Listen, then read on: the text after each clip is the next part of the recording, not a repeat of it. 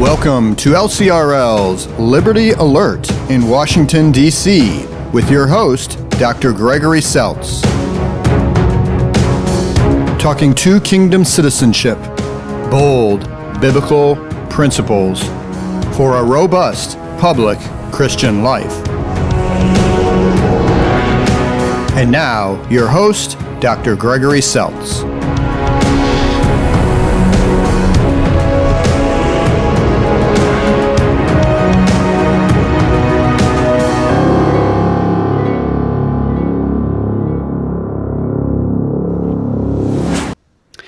Hello, I'm Dr. Gregory Seltz, and this is the LCRL's Liberty Alert. It is Wednesday, July 28th, and again, we jump in and we try to deal with the issues that are out there in our culture, but the goal of this program, as we've talked about many, many times, is just to keep the church's public voice free so that everyone can hear the good news of the gospel.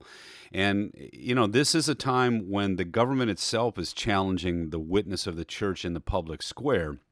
And we've been given First Amendment protections and First Amendment responsibilities to push back on that kind of government overreach. And that's not my opinion. That's actually what's happening in litigation. That's what's happening to individuals, Christian individuals all around the country. And this is also happening in legislation. And so, again, this is the state's encroachment into areas where it does not belong. And we have a responsibility with the First Amendment freedoms God has given us in this country. Just put that genie back in the bottle. What's been interesting for me, and I just kind of watch and see how people respond to these things, but I hear even voices in our church and the church at large that basically blame the church for the predicament we're in right now. And then they cite all kinds of, sinful this, and we didn't do that, and when are we going to stop hiding, and when are we going to actually deal with the issues as they are? And look, there's a lot of truth in those criticisms. I'm not saying that the church hasn't been responsible or hasn't gotten its own way in sharing the gospel. We're sinful people. We get that. I always wonder why God actually chose broken sinners who are forgiven to be his mouthpieces, because, even at our best, we often get in the way of our witness. But that's not what's going on in our country today. And so this blame the victim stuff, or listen to me because, this listen to me attitude because I'm the one who can show you, how to do it more perfectly. I think that kind of stuff, we've got to resist that, because the stuff we're dealing with in legislation and in litigation, it's coming from a mean-spirited secular movement. I don't care how faithful the church is, how empathetic, how perfect our witnesses. This litigation, this legislation's coming for the church because the church stands in the way of kind of the secular pietistic takeover of not only our culture, but the world in which we live. And to silence the church's voice is part of that process. And so, again, I've never said that we're not people who don't have our own insecurities, our own sins, our own ignorance. But the kind of stuff we're dealing with here, it's clearly a destructive movement that it doesn't matter. It's going to wipe out both the healthy church voice or the compromised church voice. It's going to wipe out the church voice, period. And we have First Amendment protections that can push back on that. So we will. Because God gave us those too. So this isn't, again, like about our personal journey or about solving these issues the way they need to be solved. That's evangelism. That's sharing the gospel. That's free people living faithfully and freely. But this is about the government getting in the way of that. And lately, they believe they have the right to do that. I mean, it's like when the IRS decides just because you're a Christian organization, you will not get 501c3 status. That's a violation, a ridiculous violation of the First Amendment not only free speech, free exercise, freedom of religion clauses in the First Amendment. So, we're going to fight for the liberty to be free to preach. the gospel. And when that's taken away, we'll still speak God's truth in love. And, we know that these religious liberty things are not the ultimate work of the church. We get that. But we're privileged to live in a society where we can push back on that so that we can proclaim God's no and God's yes on God's terms in Christ as the only solution. We can speak that truth in love so that all can hear. So today, talking about the depoliticization of kind of a lot of these issues. And one of the ways to do that is to take back education and empowering parental rights, educating our children, why this stuff matters now. So we'll talk about some things that we see going on in Washington this week. The Montana and then we're going to talk about the Montana educational choice ruling, the Maine case that is now going to be decided before the Supreme Court. That's good news. And we're going to talk about why the work, again, that we're doing here in D.C. is really about trying to get the politics out of this stuff so that we can follow our choice, follow our conscience, educate our children in virtue, and actually be part of the solution, if you will, but on God's terms. And I think depoliticizing a lot of these choices is going to be the healthy solution. When virtually everything now is political, people don't understand that's not going to solve the problem because politics can't solve these issues. When it finally comes down to it, and I love, we'll talk about critical race theory more in depth too, but when you think about some of the parents who are speaking to these school boards across the country, black and white, saying this CRT is not going to solve the problem. And they're exactly right. When you politicize this, when you make the heavy hand of government, when you put people through deprogramming stuff and you make race the total issue of these things, and the government's the only solution, it's just not going to solve it. It's going to finally come from changed hearts who reach across the fence and who say, I want to be a good neighbor to you. And we start to not only empathize, but we start to also encourage one another to be the best that we can be. And we start talking about things that can give equality of access to people so that they can live their best lives. But we sure don't talk about taking away people's choices and coming up with some kind of equity solution where the heavy hand of the government's going to do what it does, because it's not going to solve those problems. So again, depoliticizing a lot of these issues is going to be the way to solve these issues going forward. And then finally, one of the things the church can get behind for the sake of all people is education. Mom, dad, children, build up the family, and then one of the things moms and dads do for their children is they get them a good education, they try to teach them virtue, and they try to prepare them for the world in which they live.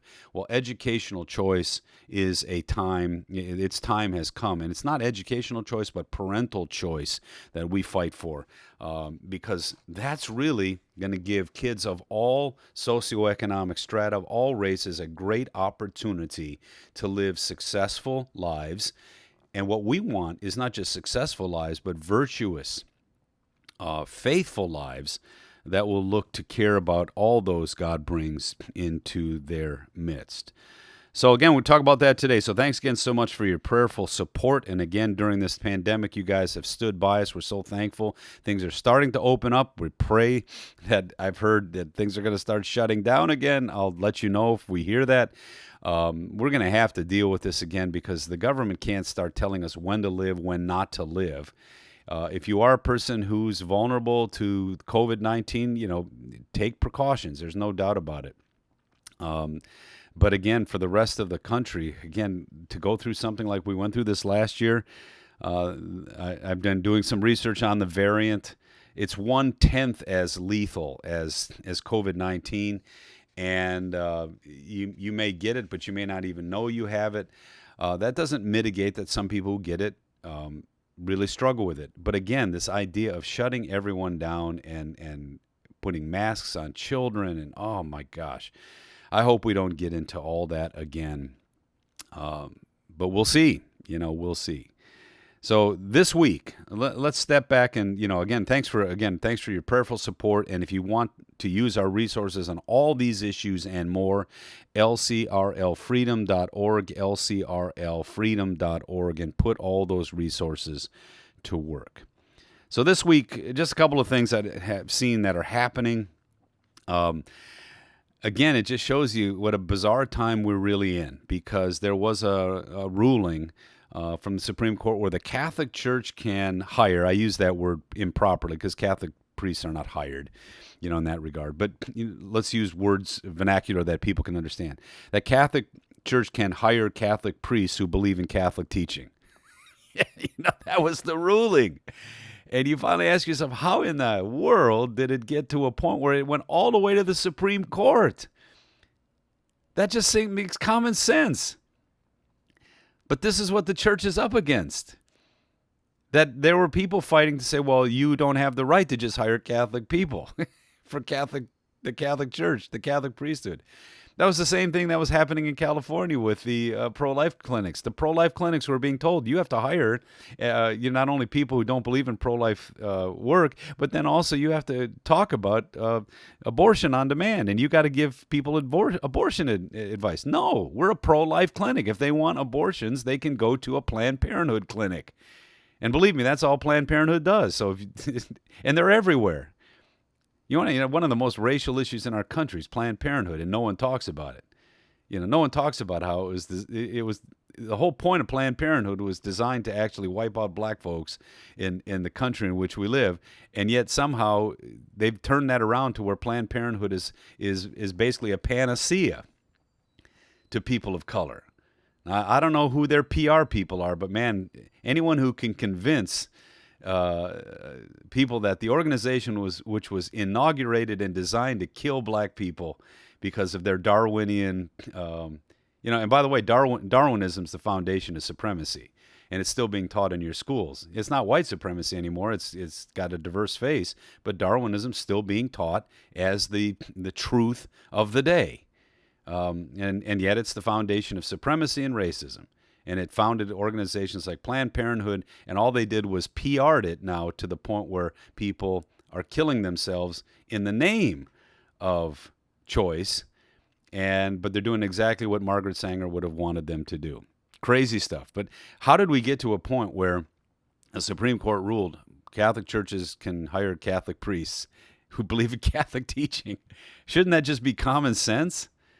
And shouldn't people have the right to do that? I'm thinking about, this op-ed that I think I wrote a while back called No Shirts, No Shoes, No Service. We can decide what we want you to wear into our establishment before we serve you, but we can't decide for you to believe what we believe if we're a religious organization. It's crazy. And now, of course, August 2 is back to school, and, again, with all the stuff that's going on, we're going to talk about it today. Maybe the children are going to be masked again for no good scientific reason. Then what are they being taught? And if masks don't work, and they don't work, okay, scientifically they don't work. They don't do what people are claiming, but it's this kind of like, but it's a panacea, it's a placebo, and so it makes us feel like we're doing something. I had a woman on a flight who elbowed me. I was eating my peanuts. They're not peanuts anymore, and drinking my drink, and I had just finished. And evidently, I did not. I always leave the mask hang from my ear. But I was sitting there, and I don't know if I was thinking about something or if I was waiting for the ice to maybe melt a little bit because I wanted one more drink. And she elbowed me, and I looked over her. I said, "What?" And she said, "Can you put your mask back on?" And I was like, "Oh my gosh, the Gestapo brown shirts are going to start coming out again." And I put it back on because I'm not trying to make some kind of point, but it was just funny. She was that concerned about, the amount of time that I went from drinking my drink to putting my mask on, and she was counting the seconds. This is not a kind of society we want to live in, especially when it doesn't work. Okay? But that's going to be the discussions of the back to school. It's not going to be getting pencils and pens and getting your school box and all that kind of stuff. And we got CRT issues, critical race theory stuff, sexual orientation stuff in grade school now. Whatever happened to teaching virtue, civics, reading, writing, arithmetic, so that people could actually have an education and start to make critical decisions about things because they had information.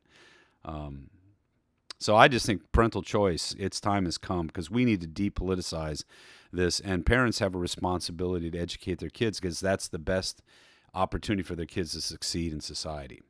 All right, so let's just jump right into it. Education. Just a couple of facts off the bat. Biblically, education is a parent's responsibility. It is not the school's responsibility to educate our children. We delegate our parental responsibility in some ways to teachers and to educational systems to do that for us, but we have a responsibility to know what our children are being taught. That's the number one thing about being a parent. And of course, we want our kids to have virtuous education. We want virtue. And, again, when we get involved in this kind of stuff, it's the parent's responsibility. The state has a role to play in education. What's the state's role? To make sure that civics is taught properly. That's it.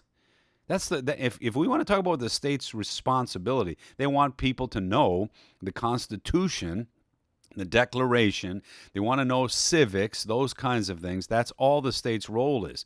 In fact, again, the state should have a very limited role in education. Now, all this got complicated when public funds started to be gathered for the sake of education. So money's always been the issue. And when the people don't even understand when money became the issue, it became the issue to actually persecute the Catholic Church and its educational system. They started to use public funds. They gathered public funds for education for the sole purpose of actually putting the Catholic schools at a disadvantage. It was persecution. It was bigotry that started the gathering of funds. Now, people make the argument today that public funds are the best way to make sure that everyone has access to education. Okay, I agree with that. If you're going to, some people have more money than others, and if education is something every student should have a right to do, let's take money from folks who have more, and let's make sure that everyone has the same amount of funds for a good education, and it's equal access. But then let's give it to the parents, not to one specific group of schools to the exclusion of all others. That's where this whole process has been used, again, politically, to actually wipe schools out. And by the way, folks, early on in the foundation of this country, the first 100 years or so of this country, all education was parochial. All education was religious-based. The Bible was a fundamental book in the education of your children. And so, again, this politics that's infused now in the educational system, that is a foreign substance to the education. And the notion that public funds shouldn't go to parochial schools, says who? Okay, so if you want to, in a cockeyed way, say that would be a misuse of public funds, okay, fine. Then don't send them to specific schools, send them to the parents and let them decide. And that's where it's going to finally resolve itself, I pray. The Montana educational choice ruling, for those of you who follow this stuff, the Montana case was, again, one of those cases where the Blaine amendments were, again, being, I still say, misused. And in that particular case, the Supreme Court backed school choice because basically John Roberts said it this way: the Establishment Clause is not offended when religious observers and organizations benefit from neutral government programs. And again, one of the landmark cases, and this was the 2002 case, Zellman versus Simons Harris. Again, it was the Cleveland voucher program that was upheld. But then even the case, for you LCMS people listening, the Trinity case in Missouri, that was one of those cases, again, where they said you can't exclude religious schools just because they're religious. If this is funding that's provided for all educational purposes, and these organizations check the boxes of everything that we say they should check, and they just so happen to be religious, the state should not persecute them or actually use this as a way to, in the sense of religious bigotry, of excluding religious schools for no good reason other than they're religious. So, that case is now giving way, or is now, uh, it was decided in kind of a narrow way. It was 5-4 again. What was amazing to me, again, this idea that parents can take the money that is really, the state collects so that all have an opportunity, that somehow that the parents have the responsibility and the right to use that money wherever they see fit for their children. I think it was Sotomayor in even the Montana case said the ruling for those parents was perverse. See, that's my problem. Perverse.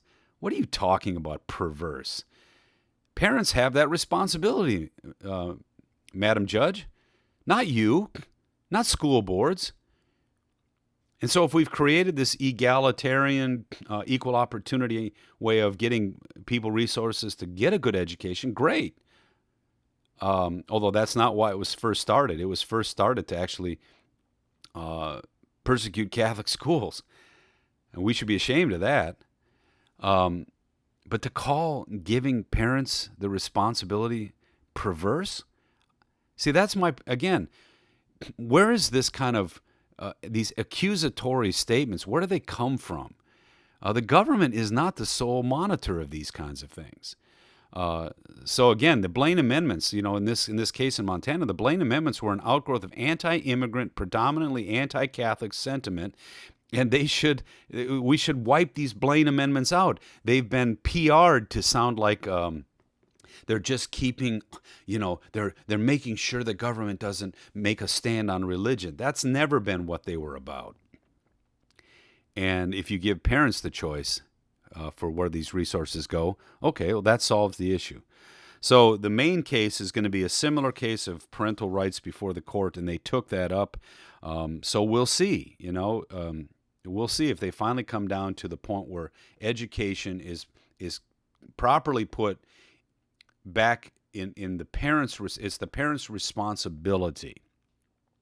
And we've seen over the last, 25, 30, maybe 50 years, where school boards, government, all these kind of things increasingly have taken curriculum away from parents.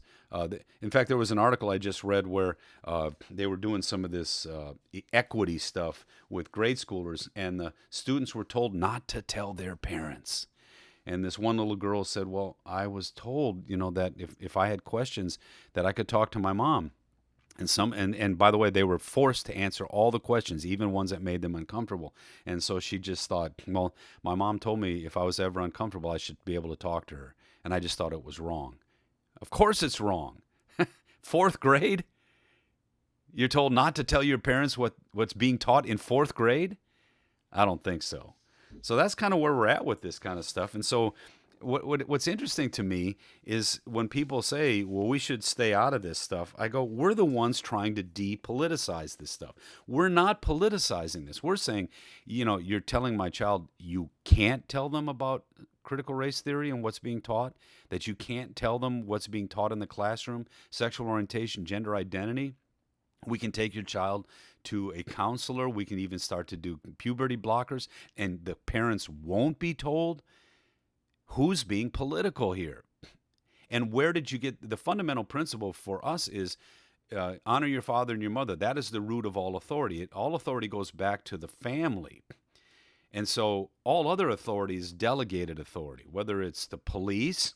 That's why the police don't have the ability to do whatever they want. They can't just come into your home because parents have rights, families have rights, people have rights before the law. And so honor your father and your mother. Father, mother, child. That foundational institution is, every healthy society honors that institution properly, even if it doesn't always perform that institution properly. But it doesn't dynamite that institution, and then it doesn't try to put government in its place. And that's what we're seeing a lot with the educational system. In some places, yeah, we're even seeing the police are supposed to fulfill the role of fathers. How's that going to work? And that's why the defund the police uses the kind of like, we'll send counselors instead of police. No, you're never going to replace father, mother, and family. It's just never going to work. And so, again, when we look at these kind of things, we're the ones trying to depoliticize these issues because they're really not the role of government. And like I said before, the proper role of government in education is to make sure civics is being taught. That's kind of it for them. And as you well know, that's not being taught very much today. And so they're doing everything but what they're called to do. And so I also think if you start to depoliticize a lot of these issues, that's the solution. If you're looking for civility again in politics and culture, then you're going to have to get politics out of a lot of these issues.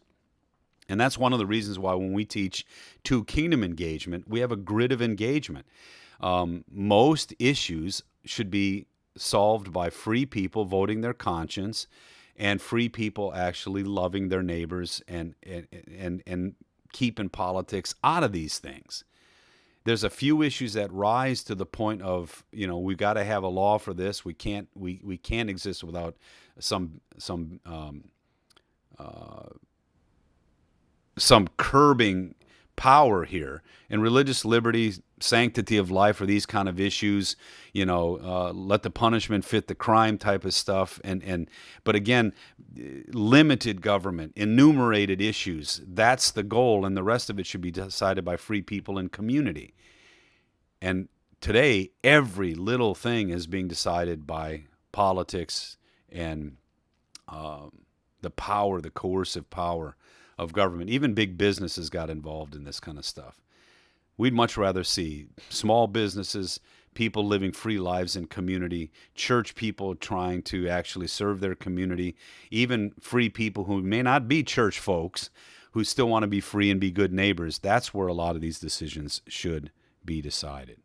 So in closing, when we talk about education, I think with the educational stuff, let's just, mom, dad, and children are the key. The foundation of a lot of these issues is the family, and one of the first things that mom, dad, and children are supposed to be about is a good education. And if you undergird families and you give good education to children, one where it's virtue-based and reading, writing, and arithmetic-based, especially when they're prepubescent, and that becomes the educational model, even a classic model of education. Children that are then prepared to face the challenges of an evil, broken world. And, the Wall Street Journal, they call that the success, the three issues of success is, again, you get a good education, you graduate high school, you get a job, and you get married before you have children. And when you look up the success sequence, it's really interesting. Almost all the stuff that comes up on the Google search is trying to debunk the success sequence. I just find that amazing. No one ever said if you just do these things, no matter what, don't worry. No, you still have to work hard. You still have to get a good education. You still have to live a virtuous life. And even then, there are going to be roadblocks. There's going to be bad people. There's going to be brokenness you're going to face. And there's evil in this world. No one ever said that this is just kind of like a ABC, it's no big deal. But if you destroy the success sequence, you can be assured of all kinds of pain and problem in your life. And no government program is going to be able to come in and mitigate that. And so, again, it's amazing to me that, we instead of dealing with some of these issues and try to give people the greatest opportunity for success, we debunk that, and then we come in on the back end and say, well, here's how we're going to fix it with money and legislation. And that's just not going to work. So the success sequence is still, it's not a surefire way to success, but these are indicators. And if you get a good education, if your family stays together, and by the way, that's another thing. We've just exploded the family. We need people to try to stay together, especially for the sake of their kids. And then not just for the sake of your kids, but to raise your kids as gifts from God, as an extension of your main work of being a human being in this world. Children are a blessing. And today, kids are being taught that children are an environmental burden. more and more people say, I'm not going to have a child because it's a burden. Or if they do have a child, it's for their own um, sake. They're trying to fulfill their life. No. And again, children need to be educated. They need to be disciplined. They need to be directed. They need to be prepared for the life in which they live. And so a good education is a big part of that. And to ensure a good education, we're finding out that it really, you can storm the school boards, you can be aware of the curriculum, but the power and the money that's behind what's going on, and we saw this happen in the pandemic. We had people just begging school boards to open up. The science was there. Children were not vulnerable to this virus. And you saw the pictures, people literally on vacation. Because they already have your money, they have control of the curriculum, they have control of the school boards, and so they'll listen to you, but they'll still do as they please. And so, with all the issues we're dealing with school and virtue-based education, and we're trying to make sure our kids get a good education, the time has come when when school boards are literally acting against the wishes of parents. The only solution is give parents the right and the responsibility again to take their educational monies where they'd like. So, I'm writing an op-ed on this for our, it'll be posting, I think, next week on our Facebook page. And I talk about it, and you can read that for yourself. But the word from the center, I said educational choice. Actually, I should have again said parental choice. It's not a choice. It's your opportunity. It's your responsibility. And that's why I said I even differentiate between educational choice and parental choice. Educational choice is that the money can go to any school. That can be politicized. If it goes to the parents and they decide, then the government can't get involved and start telling parents, well, they'll try. I know that. But if it's an ultimate, if the Supreme Court said, no, it's the parents' responsibility and choice, then the state can't come in and actually dictate curriculum through that either. And that's the big concern about educational choice. But when a parent decides where their educational dollars go, when it's back in the hands of the parents, then the government has no right to dictate what's taught in school. They can maybe, I will even go this far. If they want to say, here's the civics curriculum, you need to teach this. Okay, I'll give you that. No problem. And I guarantee you that even parochial schools will teach a better civics curriculum than the public schools today. But that's the end of it. The rest of it is, the performance of our education, our school, our children will show their excellence by how much they learn and how much they can perform. And right now, school boards aren't listening to our critique or our criticism. And if the unions wish to do what they please against parental wishes, give parents the choice. Give them the responsibility. And suddenly, think about this, all these political issues that, we're having to decide by legislation, and it's got to go before the state houses and the state senates, and then eventually to the federal senate, and then eventually the Supreme Court. All that stuff is depoliticized. Issues of sex education, dress codes, pronoun usage, who uses what bathroom, what locker room is available to whom. It no longer is a political football because parents have the right and the responsibility, and in religious liberty and freedom, to send their kids where they please. And secular people do too. So that's all we're talking about. And I think what's kind of exciting is its time has come. You're seeing the pandemic has actually exploded. People have seen what's being taught because they watched what's being taught to their kids in some of these Zoom sessions, and they're like, what? And, they're starting to see the kinds of things that are being taught to their children, and they're taking that back. Homeschooling's on the rise, but I think parental choice is going to finally be the only way that excellence in all of these things, whether it's public education, parochial education, you bring some market forces back into that process, and you'll see more excellence for everybody, and you'll definitely see more opportunity. So its time has come.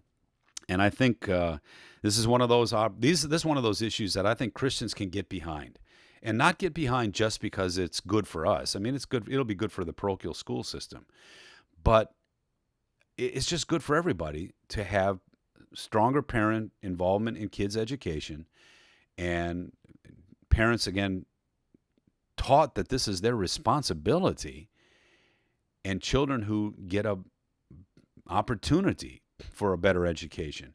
All of those things are wins for people of all swaths and of all ethnicities, of all religious persuasions, in a country that actually provides those freedoms and opportunities. So, when it's all said and done, the government can't do better for you than you as a family can do for your children. And that's a foundational principle that we need to build on, and we need to vote our conscience that way as well.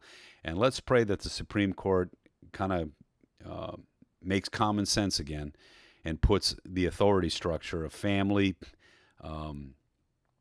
school, government in its proper order again. And let's let the authority and the opportunity rest where it belongs, with parents who are trying to raise their children. So again, thanks for listening in. This is one of those public issues I think we can stand behind as a church, because it doesn't just benefit us, it benefits all folks. And again, honoring parental authority is the right thing to do. And any law that actually undermines that is going to be destructive to our society at large. So this is one of those things we as Christians can say and we can stand for the sake of all people. Because empowering our neighborhood and making sure kids get a good education is a key indicator to them being able to live successful and hopefully faithful and virtuous lives in our culture. So keep up the good work out there. Keep us in your prayers. And until, again, we see him face to face, speak the truth in love with humility and grace. Be wise as serpents and harmless as doves. And until next time, God richly bless you. I'm Gregory Seltz. Have a great day.